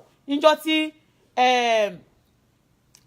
Lanko ọmọọba Dubai tó ń ṣe wedding wọ́n máa lọ gbé picture yẹn pọ̀ wọ́n gbé picture yẹn ló bá èmi àti MC náà bá gbé pọ̀ náà bá gbé wá sínú ilé picture yẹn wọ́n ṣe é ga báyìí o náà bá gbé wá sínú ilé mẹ́ta ọ̀tọ̀ọ̀tọ̀ ni wọ́n kó wá sínú ilé wọ́n gbé ti Paso wọ́n gbé ti MC wọ́n gbé ti Paso ibi tèmi àti ẹ̀ tó ti dúró ẹ mọ̀ pé tẹ bá tó ń ṣe nǹkan lórí stage wọ́n máa yà yín ẹ mọ̀ pé àwọn tó ń ya nǹkan yẹn wọ́n àwọn picture tí mo sọ wọ́n gé wọn báyìí sókè ni o kì í ṣe àwọn picture kékèké o tó ń ga báyìí àwọn picture tó ga báyìí tó ń gé gògòrò ni o tó yẹ pé ọmọ tó kọ́kọ́ ń gbà tó ọmọ tó ń ṣe picture yẹn mi ọmọ tó máa ń tẹ picture yẹn tó kọ́kọ́ pè mí ìmọ̀ tó kọ́ máa send message mi gbà yẹn pé òun ṣe picture kan fún yín òun àti kíní kan ó rò bóyá máa appreciate mo máa ń pariwo mọ́ pàtó rí pé mi ìṣòro wá ní wọ́n ti wá gbà pé MC ti gbà pé ó ti sanwó fóun wọ́n bá ní kí ọmọ ṣe MC kan kókó wá kẹ́lẹ̀ mọ́ pé wọ́n ní game ṣé ẹ̀mí pé Ọlọ́run ló yọ mí so tí wọ́n bá ń wá wọn wọ́n ti mọ̀ pé inú ilé mi dà wọ́n máa sá wá sínú ilé mi ẹ ti understand but I'm not mo sọ pé mi ò ṣe bad person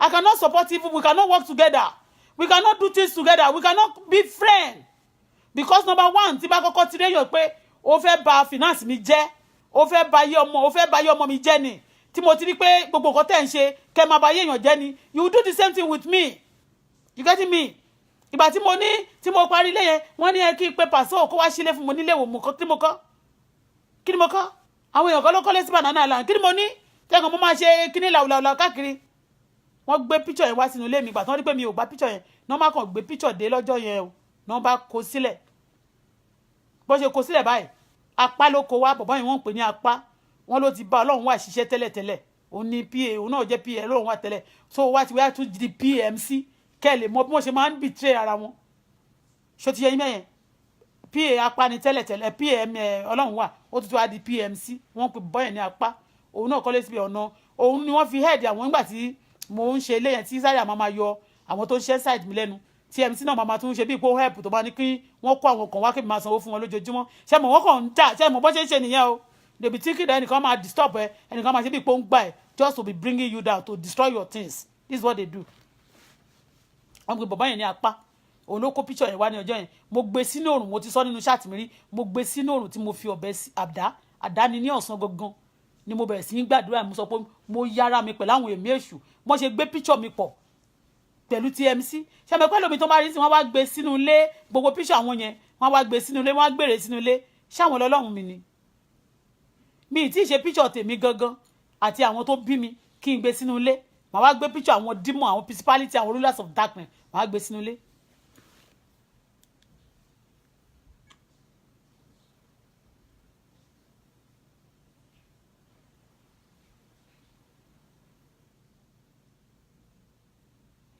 I don't want anybody to rope me o. Mi ìdẹ̀ wá boyfriend mi ìdẹ̀ wọ́kọ. Mi ìdẹ̀ ìṣoníṣìnà.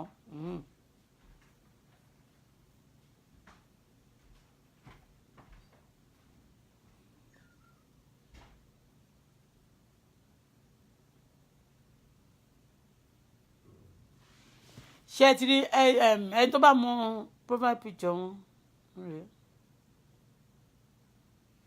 Mo ṣáà rí Prince mo rí Prince this is profile picture wọn ẹ bá wo picture nǹkan tó ń send mo kàn fẹ́ fi send gbà tó ń send message ṣẹ́rí they been send ṣẹ́ tí wọ́n ti pè mí rí tí mi ò gbé kọ́ wọ́n ti máa ń send message tí mi ò dáhùn ṣẹ́ tí rí wọ́n ti máa ń send many things ṣẹ́ tí rí wọ́n ti pè mí several times tí mi ò gbé kọ́ mi ì tiẹ̀ ṣẹ́ tí rí wọ́n ti máa ń pè mí tipẹ́tipẹ́ I never pick ṣé ti rí kò ṣe pé mo ń bú wọn o ẹ ti understand mi ì bú wọn o ẹ ti understand mi ì dẹ̀ sọ mi kàn fẹ́ kí àwọn èèyàn ròpù mi ṣé ti rí kọ́ máa ní pé wọ́n mọ̀ mí wọ́n wá sẹ́ndì lánàá nígbà tó wọ́n sẹ́ndì mẹ́sẹ̀ nọ́mbà wọn sí mi ṣé ti rí wọ́n sẹ́ndì nọ́mbà wọn sí mi so wọ́n sẹ́ndì nọ́mbà wọn sí mi so èmi wá sẹ́ndì ìgbà tí wọ́n sẹ́ndì nọ́mbà wọn yẹn wọ́n á ní èmi ò lè ẹ́ńtà pé kán sẹ́ndì mo wá sẹ́ndì nọ́mbà mi ṣé ti rí gbogbo mẹ́sẹ̀ tó ń sẹ́ndì sí mi yẹn ìgbà tó ń sẹ́ndì mẹ́sẹ̀ sí máa ṣe tó bá ti sẹ́ndì kọ́ wọ́n kọ́ mi mo kàn ṣe like mo ṣe sharp ṣé ti rí wọ́n máa pè mí ẹ ti understand ṣé ti rí wọ́n ti ń pè mí ṣé ti rí ẹni yẹn ṣé ti rí so mo tún lọ tẹ like sí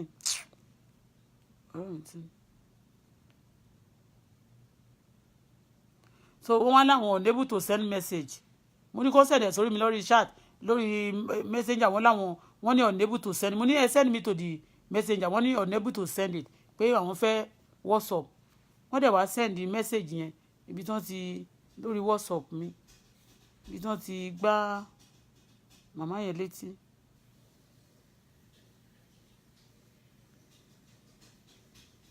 wọ́n dẹ̀ wá send ẹ̀ lórí whatsapp mi ṣé ti rí ibi táwọn ti gbá màmá yẹn ní wọ́n ṣe hi síbẹ̀ náà ṣé ti rí ó dẹ̀ ní kí n wò ó pàwọn.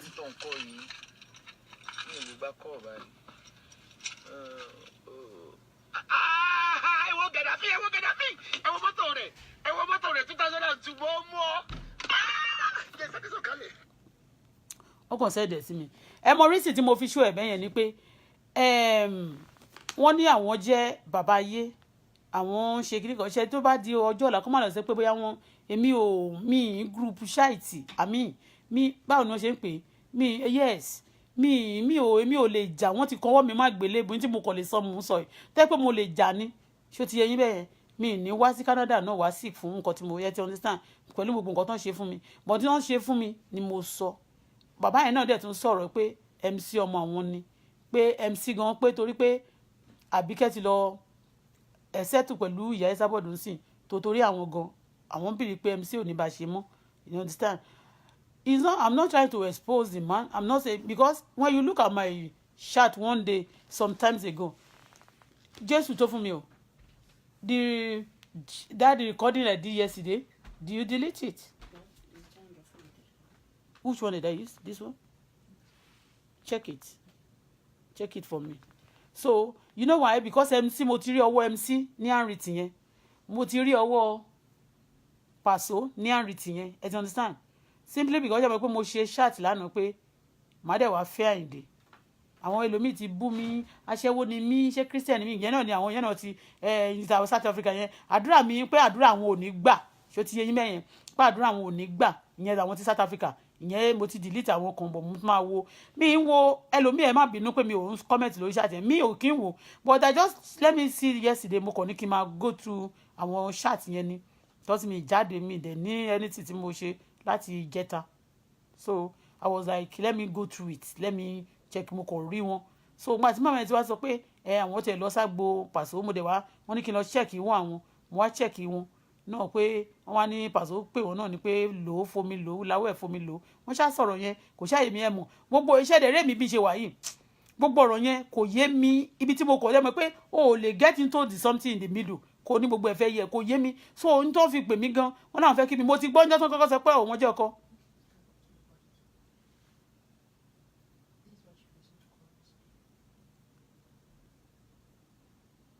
Oh, the recording is here.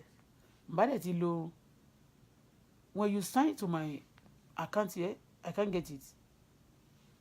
I should get the yes, sign to my this thing. Ṣé mo reason tí mo fi sọ̀rọ̀ bẹ́ẹ̀ ni pé wọ́n ti sọ pé Pàṣọ ti kí àwọn náà pé gbogbo lófòmí ló yẹ pé àwọn náà ṣe ṣáàtì kan bíi kiri kan. Ẹ mo reason tí mo fi sọ ni pé èmi ò tún fẹ́ kí mi ò fẹ́ anybody rope mi. Ṣé mo pé ẹni tó bá ń báyàn ṣáàtì báyìí sìn ìdá kò jẹ́ pé ṣe lẹ́jọ́jọ́ ń plan nǹkan kan ẹjọ́jọ́ ń ṣe nǹkan kan papọ̀ ẹjọ́jọ́ ń ṣe nǹkan kan tí ó bá dẹ̀ ń báyàn sọ̀rọ̀ tó bá ti sọ pé gbogbo ṣáàtì wa pọ̀ báyìí ṣé mo pé wọ́n máa sọ pé they have evidence against you I need to be very careful, okay? And this one that is up there, àti London, gbogbo mi fẹ́, àwọn ti bí, gbogbo mi fẹ́, èmi kọ́ o. Bóyá Bọ́lá mi. Kì í ṣe Bọ́lá tèmi o. Okay? Àwọn bí ma sọ pé ìgbà tí ẹnìkan náà sọ pé ìgbà tó ló fẹ́ lọ fáìdé padà ń sì, ó ń fi system bí àìdé ni tí ń bá bẹ̀ ń kọ́. What is your business? And I'm not begging anybody. Òun gan ló máa bẹ̀ mí, àwọn ló ṣẹ̀ mí. Is it there? So àwọn ló máa bẹ̀ mí, èmi ò bẹ̀ wọ́n. You get me? Because àwọn ló ṣẹ̀ mí, àwọn ló ṣèkà fún mi. You get me? And moreover, tí ó bá jẹ́ nínú títí wọn, mi kúkú gbẹ́nu kúrò lọ́rọ̀ ẹ̀ pé mo fẹ́ rí àbí nǹkankan. Ẹnìkan tó dẹ̀ pè mí láṣẹ́wó, ìwọ gan o ṣẹ́ pépà, èmi ṣẹ́ owó. Ìwọ tó pè mí láṣẹ́wó, ẹ̀yin tẹ́ pè mí láṣẹ́wó yẹn, ẹ ṣẹ́ pépà lẹ dẹ̀ máa ṣẹ́kú, ẹ ní ṣẹ́ owó, ẹ ní rówó ṣẹ́, ẹ ní dọ́là ṣẹ́, ẹ ní pàǹsì ṣẹ́. Ẹni tó bá tún pè mí ní aṣẹ́wó kò ní rí dọ́là ṣẹ́, kò ní rí pàǹsì ṣẹ́, kò ní rí náírà ṣẹ́, kò ní pépà ló máa ṣẹ́ àti òkúta àti igi aṣẹ́gìtà ló máa jẹ́. So ẹ má bínú ẹ̀yin tèmi, àwọn nǹkan tó ń lọ mo fẹ́ sọ torí ẹ mọ́rísì tí mo fi sọ ti bàbá yẹn sí. Mi mọ nǹkan tó ń ṣẹlẹ̀ o, because I know some game is still on and I know they are planning some things for me.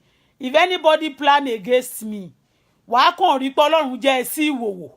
Yeo, Maribo Sotoria. If you are planning evil against me, wàá kàn rí pé Ọlọ́run fi ẹ̀ṣẹ̀ sìn. Tó bá ṣe ẹ̀ṣẹ̀ sìn tán, á pa ẹ́ lẹ́kún. Tó bá pa ẹ́ lẹ́kún tán, á tún wá pa ẹ́ sí. Because nǹkan ṣe fún mi, oore ni mo ṣe fún wọn. Good that ni mo need to the level that mo fi fall into all these things. Okay? So, Paso, o kì í ṣèyàn. Èèyàn burúkú ni ẹ́. You pretend a lot. Bẹ́ẹ̀ni. Fóònù tí mo fi ṣe ṣáàtì, òun ni mo fi record ẹ̀. iPhone tí mo fi ṣe ṣáàtì, òun ni mo fi record ẹ̀.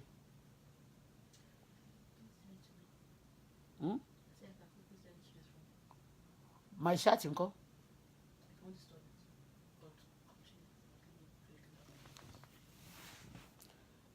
Kọ́kọ́ wọ, if you want to do that for me, can you do that? Is it possible to bring it out? You find it out. You can send it to me quickly. I don't have to. Please, you hold on for a minute. Hold on for a minute. You can't find it? I cannot find this. I want to send to you, but I've already logged into your account here, so I want to sign out of it. Okay. You can't get it. All right. I use this one. This storage is full. Okay. Okay. Yeah. Wash your. I said it. Mama play ọ̀rọ̀ yẹn. Ṣé ti gbọ́? I'll play it. I was telling him, money ẹ settle pẹ̀lú ìyàwó yẹn lọ bẹ̀ wọ́n. You understand? Tí èèyàn kò sí ìjà tí ọkọ àti ìyàwó lè parí láyé. Kò sí. Ẹni tó bá ti fẹ́ rí, kò sí ìjà tí ọkọ àti ìyàwó kò lè parí láyé. Mo sọ fún wọn ní irọ́ ni. But mo mọ̀ pé irọ́ náà ni. You understand? But I just want to play because I don't know ibi tí game yẹn ń lọ. Mi dẹ̀ mọ̀ nǹkan tí wọ́n, because people are playing game o. Mo ń wò báyìí. People are playing game. So, ẹni tó bá dẹ̀ fẹ́, when you want to be, you don't want people to rope you have to be smart. If I want to cover him, tó bá rope mi later, mani àmúdẹ̀ tí I don't cover people to, I don't please people to displease myself again, never.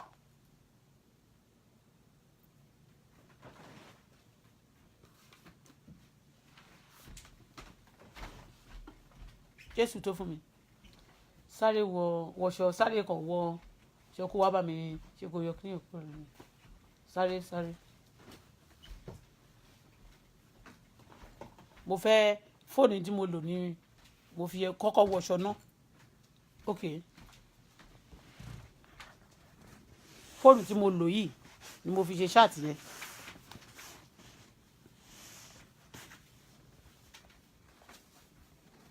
So I want to bring out some things on it.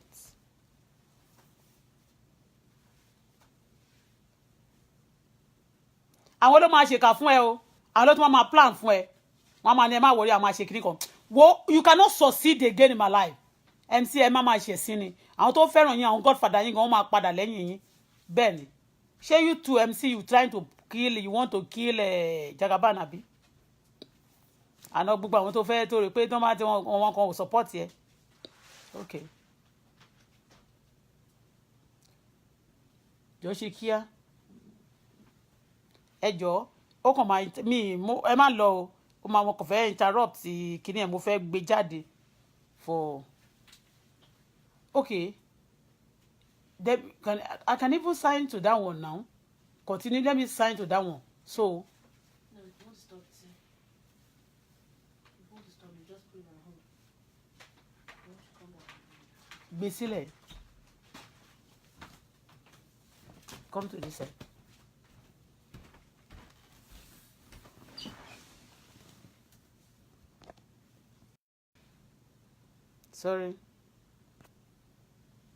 Sorry.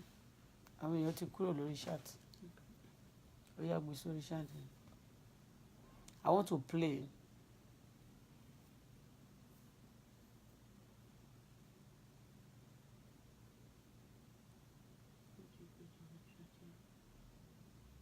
No, see me. I should be there on the live chat. But you can't.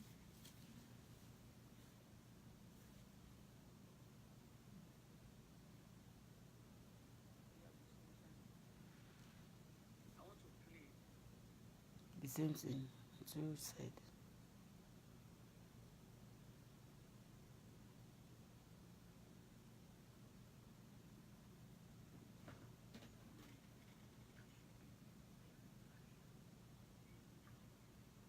Can I continue here? No, you have to start it from the beginning. I don't know if I can start it.